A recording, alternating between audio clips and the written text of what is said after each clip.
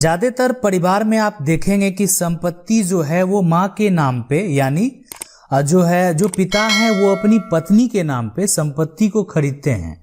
इसका कारण कुछ और है, खरीदने का जो कारण है वो कुछ और है, या कोई अन्य कारण भी हो सकता है। तो आज हम उस कारण की बात नहीं कर रहे हैं, लेकिन अगर संपत्ति आपके माँ के नाम पे खरीदा गया है और उस संपत्ति को अगर आप चाह रहे हैं कि आप अपने नाम पे करा लें, अगर आप बेटे हैं और आपकी संपत्ति जो है आपके माँ के नाम पे है और अगर आप चाह रहे हैं कि अपने नाम पे करा लें, तो क्या सब प्रक्रिया करना पड़ता है।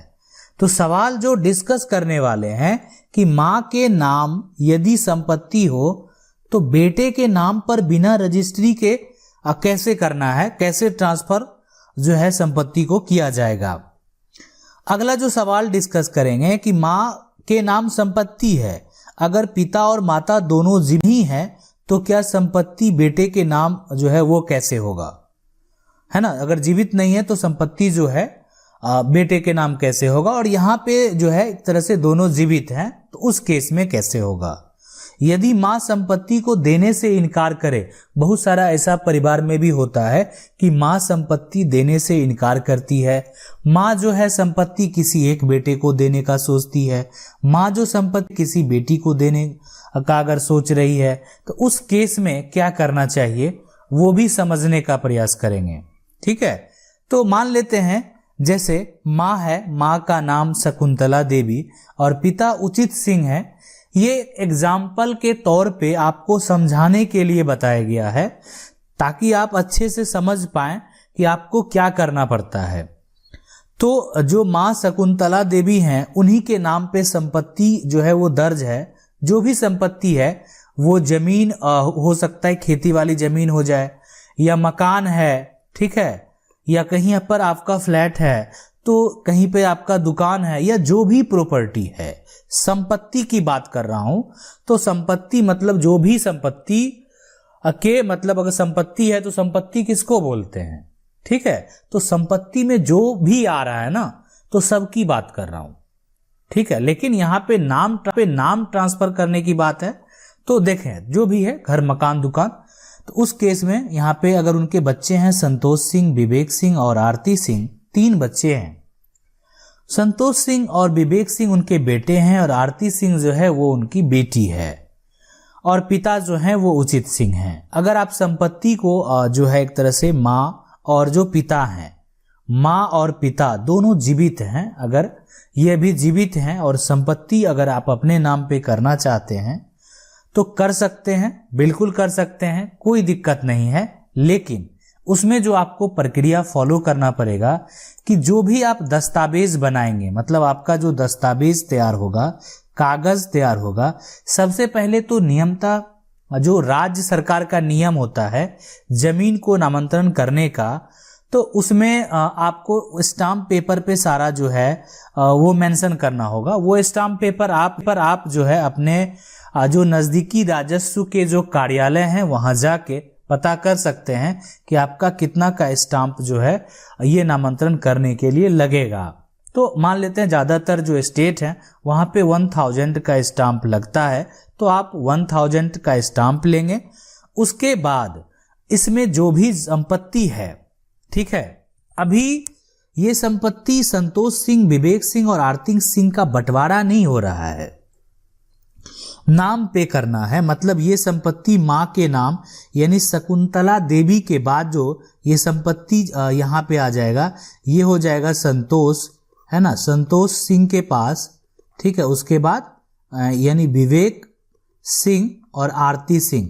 अब आपके मन में एक सवाल आएगा कि यहाँ पे इस केस में आरती सिंह जो बहन है, क्या उनके नाम पे भी संपत्ति ट्रांसफर हो जाएगा? तो बिल्कुल। अब जो हो रहा है संपत्ति, यानी जैसे ही देंगे तो संतोष सिंह, विवेक सिंह और आरती सिंह यानी तीनों, 2 भाई और बहन, तो जो भी आप वंशावली में देंगे तो माँ के बाद, है ना, इनके बाद जो है इनका नाम दर्ज कर लिया जाएगा, ठीक है। लेकिन अभी तो माँ और पिता जीवित हैं, तो उस केस में ये नामांतरण करने के लिए माँ और पिता, ठीक है, माँ और पिता तो जीवित हैं, तो सिर्फ माँ के नाम संपत्ति अगर है, शकुंतला देवी के नाम अगर संपत्ति है, तो शकुंतला देवी को यहाँ पे एनओसी देना होगा। मतलब उनको कोई भी ऑब्जेक्शन नहीं है, मतलब ये जो अगर बेटे के नाम से संपत्ति ट्रांसफर हो रहा है, मतलब वो उनको कोई आपत्ति नहीं है ना। लेकिन अगर उनको आपत्ति रहेगा तो फिर दिक्कत हो जाएगा, इसलिए कि संपत्ति तो उन्हीं के नाम से दर्ज है।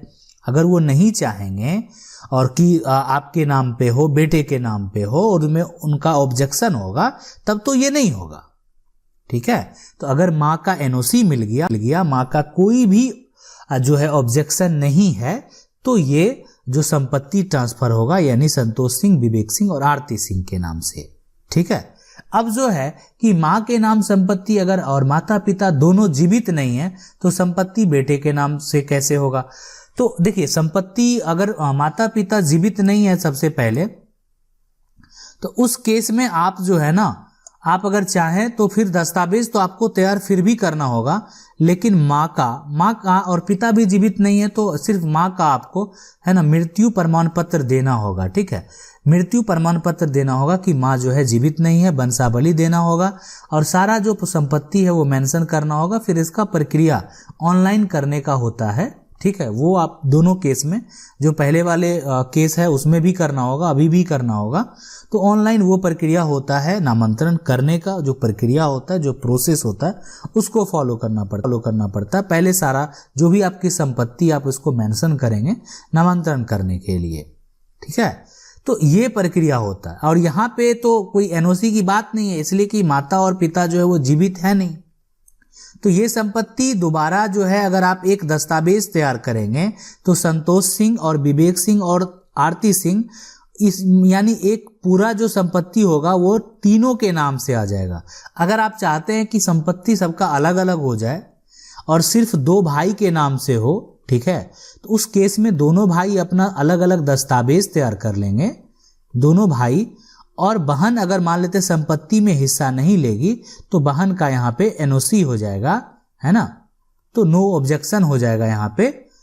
तो इनको कोई भी आपत्ति नहीं है। अगर बहन का एनओसी हो गया तो यहाँ पे कोई दिक्कत आपको नहीं होगा, यानी ये संपत्ति दोनों बेटों के नाम पे ट्रांसफर हो जाएगा। लेकिन यहाँ पे दोनों का दस्तावेज तैयार होगा, दस्तावेज में सारे बात को मेंशन करना पड़ेगा।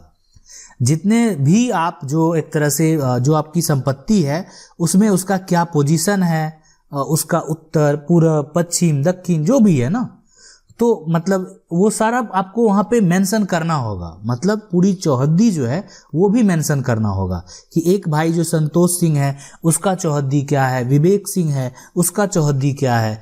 उसके बाद आप इसको अलग अलग करके ऑनलाइन कराएंगे तो आपके यानी संतोष सिंह के नाम से जो संपत्ति अलग हुआ है उसका नामांतरण अलग होगा, और विवेक सिंह के नाम से जो संपत्ति अलग हुआ है तो विवेक सिंह का नामांतरण अलग होगा। तो ये प्रक्रिया होगा, ठीक है। अब यदि माँ संपत्ति को देने से इनकार करे तो उस समय बेटे को क्या करना चाहिए। देखिए, अगर माँ की संपत्ति माँ के द्वारा, कि माँ के नाम पे जो संपत्ति है वो माँ के द्वारा अगर खरीदा गया है, खरीदा गया मतलब क्या हुआ कि पिता ने जो है कमाई, अपनी कमाई से, माँ ने अपनी कमाई से जो है वो संपत्ति को खरीदा, मतलब वो प्रॉपर्टी जो है वो सेल्फ एक्वायर प्रॉपर्टी है। मतलब माँ अपनी कमाई से या पिता अपनी कमाई से माँ के नाम से खरीदा, तो उस केस में यहाँ पे क्या हो जाएगा, तो यो सेल्फ एक्वायर प्रॉपर्टी है। अगर माँ नहीं देना चाहेगी तो माँ स्वतंत्र है, किसी को भी दे सकती है, आप कानून में भी जाके उसको हासिल नहीं कर पाएंगे। इसलिए आप जो है एक तरह से माँ को मोटिवेट करें, एक तरह से ऐसा नहीं सिचुएशन उत्पन्न करें एक परिवार में जो कि माँ दुखी हो जाए और माँ जो संपत्ति है वो किसी एक बेटे को दे दे, बेटी को दे दे। तो इस बात को आपको ध्यान रखना होगा, ठीक है। लेकिन अगर ये संपत्ति पिता के द्वारा पैतृक संपत्ति को बेचकर, मतलब पिता जो है जो भी संपत्ति माँ के नाम से पिता खरीदे हैं वो पैतृक संपत्ति को बेचकर खरीदे हैं, तो यहाँ पे वो संपत्ति जो होगा वो माँ का सेल्फ एक्वायर प्रॉपर्टी नहीं कहलाएगा। अभी फिलहाल तो अगर देखा जाए तो वो माँ के नाम से खरीदा हुआ संपत्ति है, लेकिन कानूनी तरीके से वो जो है पिता के द्वारा जो संपत्ति है वो अपनी कमाई से नहीं, पैतृक संपत्ति को बेचकर खरीदा गया है, तो वो जो माँ का नाम से संपत्ति है उसमें सभी बेटे का हक होगा। अगर माँ जो है एक तरह से देने से अगर इनकार भी करेगी तो भी जो है यहाँ पे अगर बेटा चाहेगा तो अपना जो शेयर है, इसलिए कि वो संपत्ति अब जो है पैतृक संपत्ति हो जाएगा। बस ये है कि पहले पैतृक संपत्ति जो उसको प्रूफ करना होगा और उसके बाद जो आपका शेयर है वो आप ले सकते हैं आसानी से। अंत में मेरा एक सलाह है कि आप जब भी जो भी संपत्ति है तो उसमें आपकी जो है कोशिश रहनी चाहिए कि सारा कुछ जो है अच्छे से सुलझ जाए, कोई भी विवाद उत्पन्न ना हो, आपस में जो है सारा कुछ सुलझ जाए तो ज्यादा अच्छा है। अगर वीडियो अच्छा लगा वीडियो कर दें, चैनल को पहली बार देख रहे हैं सब्सक्राइब करके जो बेल आइकन है उसको जरूर दबा लीजिए। मिलते हैं अगले वीडियो में, तब तक के लिए जय हिंद।